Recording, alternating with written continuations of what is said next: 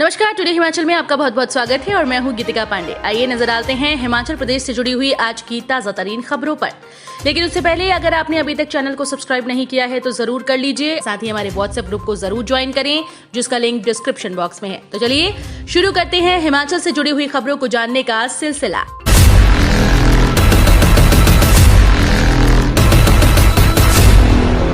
देश पर ओमिक्रॉन का खतरा मंडरा रहा, हिमाचल को डबल खतरा डरा रहा। देश भर में ओमिक्रॉन का खतरा मंडरा रहा है तो पहाड़ी प्रदेश हिमाचल में डबल खतरा डरा रहा है।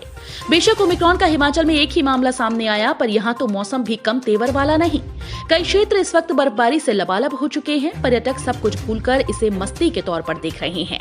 हिमाचल के सीएम जयराम ठाकुर के लिए ये मस्ती चिंता का विषय बनी हुई है। इसके चलते उन्हें ये बोलने के लिए मजबूर होना पड़ रहा है कि पर्यटक खराब मौसम और बर्फबारी की चेतावनी के बीच बर्फबारी वाले इलाकों में अति उत्साह न दिखाएं, ज्यादा बर्फबारी वाले इलाके में जाने से बचें।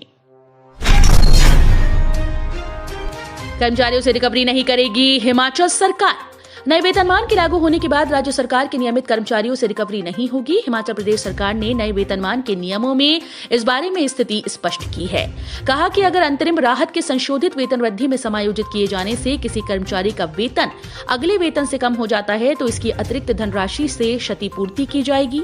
हिमाचल प्रदेश सिविल सेवा संशोधित वेतनमान नियम 2022 के नियम 7 के तहत उप नियम 2 के नोट 5 में इस बारे में स्पष्टीकरण है। अब तक 21% IR दे चुके हैं। अब नया वेतनमान लागू हो गया है तो आगे से अंतरिम राहत जारी नहीं होगी। अब तक दी गई ये राशि बढ़े हुए वेतन में समायोजित होगी। 2 दिन भारी बारिश बर्फबारी का अलर्ट, 9 जनवरी तक खराब रहेगा मौसम। हिमाचल प्रदेश में पश्चिमी विक्षोभ की सक्रियता से मौसम में आए बदलाव से मंगलवार को कुल्लू, लाहौल, मंडी और चंबा और किन्नौर जिले में भारी बर्फबारी हुई। शिमला की कुफरी और मनाली शहर में नए साल का पहला हिमपात हुआ। राजधानी शिमला समेत प्रदेश भर के अधिकांश क्षेत्रों में झमाझम बारिश हुई। प्रदेश में बुधवार और गुरुवार को भारी बारिश बर्फबारी का येलो अलर्ट है। शिमला शहर में भी बर्फबारी के आसार बने हुए हैं। 9 जनवरी तक प्रदेश में मौसम खराब बना रहने का पूर्वानुमान है। HPU शिमला में नए साल में शुरू की बम्पर भर्ती, 274 पदों के लिए मांगे आवेदन। हिमाचल प्रदेश विश्वविद्यालय ने नए साल में विभिन्न श्रेणी के 274 पदों पर भर्ती की प्रक्रिया शुरू कर दी। BC और D श्रेणी के पदों को भरने के लिए ऑनलाइन आवेदन का शेड्यूल जारी कर दिया गया। इसके मुताबिक 7 जनवरी से भर्ती के लिए ऑनलाइन आवेदन करने को पोर्टल खोल दिया जाएगा, जो तय की गई अंतिम तिथि 29 जनवरी को बंद कर दिया जाएगा।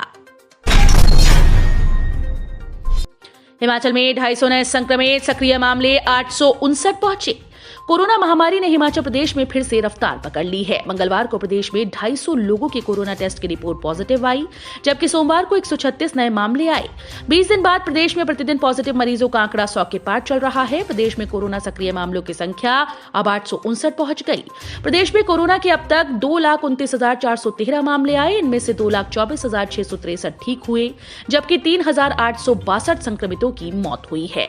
बीते 24 घंटों के दौरान प्रदेश में 22 मरीज ठीक हुए और कोरोना की जांच के लिए 7,003 लोगों के सैंपल लिए गए। वर्तमान में बिलासपुर में 45, चंबा 18, हमीरपुर 49, कांगड़ा 327, किन्नौर 6, कुल्लू 39, लाहौल स्पीति 9, मंडी 43, शिमला 128, सिरमौर 33, सोलन 89 और ऊना में 73 सक्रिय मामले हैं। बढ़ाई जा सकती है कोरोना बंदिशें, कर्मचारियों के लिए भी बड़े फैसले होने की उम्मीद। हिमाचल प्रदेश कैबिनेट की बैठक 5 जनवरी को बुलाई गई। मुख्यमंत्री जयराम ठाकुर की अध्यक्षता में होने वाली नए साल की पहली कैबिनेट बैठक में कोरोना महामारी की रोकथाम के लिए बंदिशें लगाने पर फैसला हो सकता है। प्रदेश में कोविड-19 की स्थिति पर कैबिनेट बैठक में स्वास्थ्य विभाग प्रस्तुति देगा। इसमें वर्तमान हालात और उससे निपटने के उपाय मंत्रिमंडल के सामने रखे जाएंगे, जिसके बाद प्रदेश में सख्त कदम उठाए जाने पर मंथन के बाद फैसला हो सकता है। चूंकि पड़ोसी राज्यों हरियाणा, पंजाब और चंडीगढ़ पहले ही बढ़ते संक्रमण के मामलों को देखते हुए नाइट कर्फ्यू के अलावा 50% क्षमता के साथ कार्यालयों का संचालन करने का भी आदेश जारी कर दिया है। ऐसे में अब 31 दिसंबर के बाद प्रदेश में बढ़ रहे कोरोना के मामलों को देखते हुए जयराम सरकार भी बड़ा निर्णय ले सकती है। मंत्रिमंडल की बैठक में कर्मचारियों को दे संशोधित वेतनमान का एरियर और विभिन्न भत्तों के बारे में चर्चा हो सकती है। एरियर की कितनी किश्तें दी जानी है, इस बारे में स्थिति साफ नहीं। नए वेतनमान के लिए अधिसूचना जारी हो गई है, लेकिन अभी तक एरियर, कर्मचारियों को दे GA, आवास भत्तों आदि पर निर्णय नहीं हुआ है। इसके अलावा पुरानी पेंशन बहाली के मामले पर भी कैबिनेट में चर्चा हो सकती है। इसके लिए पहले ही कमेटी का गठन किया जा चुका है। कृषि विश्वविद्यालय में जल्द पूरी होगी जीओ क्लर्क और फील्ड सहायक भर्ती की प्रक्रिया। कृषि विश्वविद्यालय पालमपुर में जल्द junior office assistant, clerk, field assistant के 81 पदों को भरने की प्रक्रिया को पूरा किया जाएगा। कुलपति प्रोफेसर हरींद्र कुमार चौधरी ने कहा कि 32 वैज्ञानिकों की हाल ही में नियुक्ति की गई और जल्द ही 84 अन्य पदों को भरने के लिए भी अंतिम प्रक्रिया चल रही है। उन्होंने कहा कि पिछले 1 साल में विश्वविद्यालय में वैज्ञानिकों के 56 और गैर शिक्षकों के 23 पदों को भरा गया। पिछले 15 दिनों में 32 वैज्ञानिकों के पदों के साक्षात्कार को लेकर उन्होंने नियुक्ति पत्र भी जारी कर दिए हैं। बर्फ में फिसलकर सड़क से बाहर लटकी बस, चालक की सूझबूझ से टला हादसा। हिमाचल प्रदेश के किन्नौर जिले के सांगला छितकुल संपर्क मार्ग पर मंगलवार को हिमाचल पथ परिवहन निगम की बस करीब 1 बजे खरोगला के पास बर्फबारी के बीच अचानक फिसलकर सड़क पर ही लटक गई। बस चालक की सूझबूझ से बस को गहरी खाई में जाने से बचाया जा सका। बस का आधा हिस्सा सड़क से बाहर हवा में लटक गया।